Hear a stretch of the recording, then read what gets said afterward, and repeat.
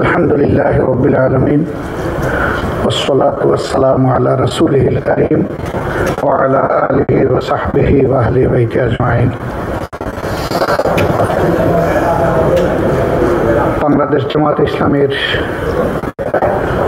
আমিরের নেতৃত্বে সম্প্রতি European union, European commission, European council এবং বেলজিয়াম সরকারের বিভিন্ন গুরুত্বপূর্ণ কর্তৃপক্ষের সাথে একটি টিম সাক্ষাৎ করে প্রিয় দেশের জনগণের প্রয়োজন এবং ভালোবাসাকে ধারণ করে আমাদের এই সফর ছিল। সফরটি কার্যত শুরু হয়েছিল বাংলাদেশ থেকে 6 এপ্রিল,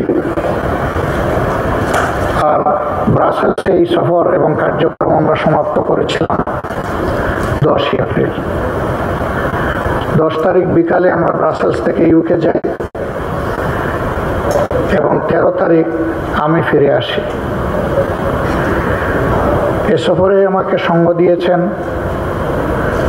বাংলাদেশ জামাত ইসলামের অন্যতম নায়েবে আমির, সাবেক এমপি ডাক্তার সৈয়দ আব্দুল্লাহ মোহাম্মদ তাহের।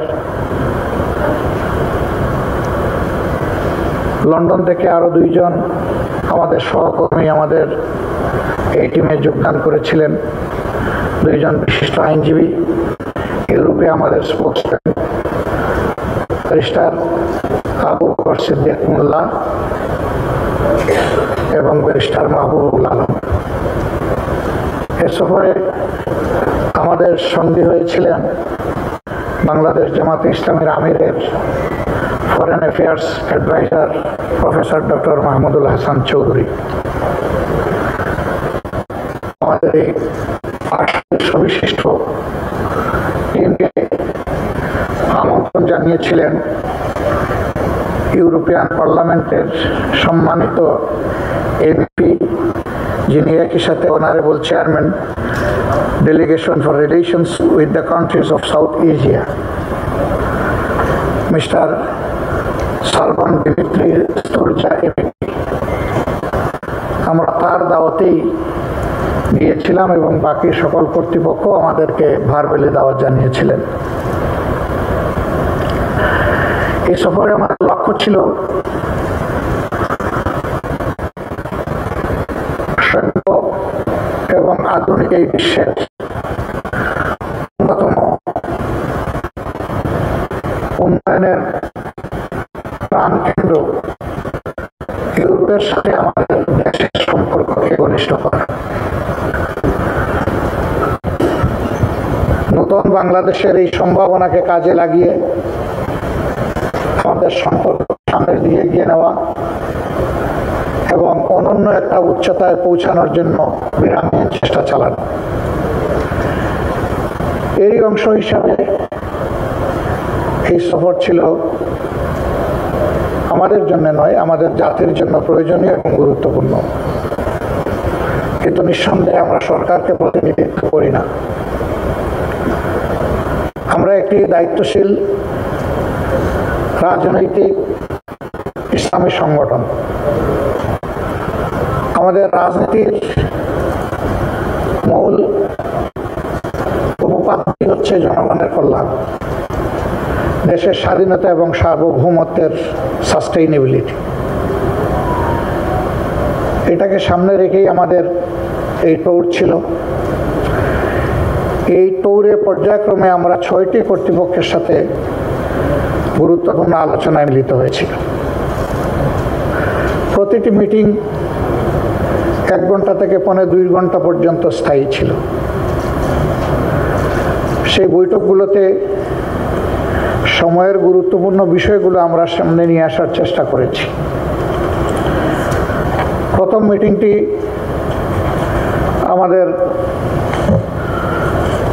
হয়েছিল ইউরোপিয়ান কাউন্সিলের honourable foreign policy adviser miss Veronika মুসিলনোভার সাথে। দ্বিতীয় বৈঠকটি আমাদের অনুষ্ঠিত হয়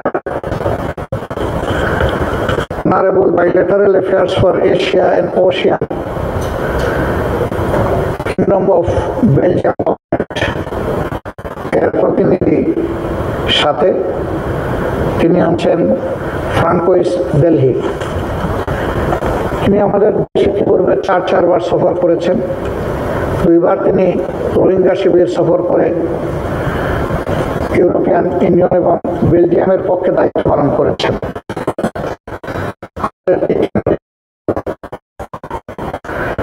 মিস্টার মাইকেল শর্টার, তিনি honourable directorate general for migration and home affairs European ইউনিয়নের। তাদের একটা বিগ কনসার্ন মাইগ্রেন্টস নিয়ে। মাইগ্রেন্টসদের একটা গুরুত্বপূর্ণ অংশ বিভিন্ন দেশ থেকে তারা বৈধ পথে সেখানে যান না এবং আশ্রয় দেন না। এটি তাদের জন্য একটা উদ্বেগের বিষয়। নিঃসন্দেহে যে দেশ থেকে তারা মাইগ্রেশন করে সেই দেশের জন্য এটা একটা কনসার্নের বিষয়। এই বিষয়গুলো নিয়ে আমরা আলোচনা করেছি।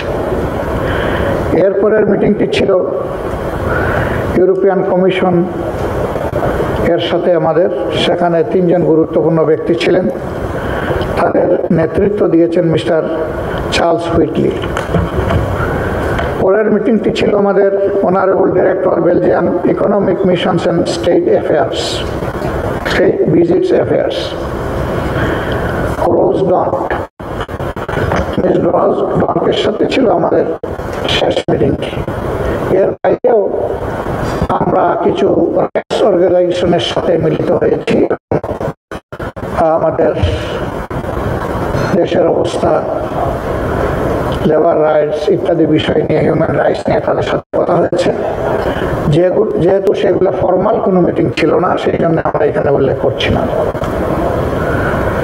আমাদের এই গুরুত্বপূর্ণ মিটিংগুলোতে অনেকগুলো বিষয় সামনে উঠে এসেছে। প্রথম বিষয়টাই ছিল গণতন্ত্রকে সংহত করা এবং টেকসই করা। এই ব্যাপারে আমাদের বন্ধু প্রতিবেশী দেশ এবং ডেভেলপমেন্ট পার্টনার্স যারা তারা তাদের দেশের অভিজ্ঞতার ভিত্তিতে আমাদেরকে কি সহযোগিতা করতে পারে। ইউরোপের 26টি দেশ মিলে বর্তমানে ইউরোপিয়ান ইউনিয়ন। এক সময় এটি 27টি ছিল।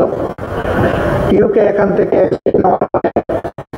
এখন 26টি দেশ তার সদস্য রাষ্ট্র।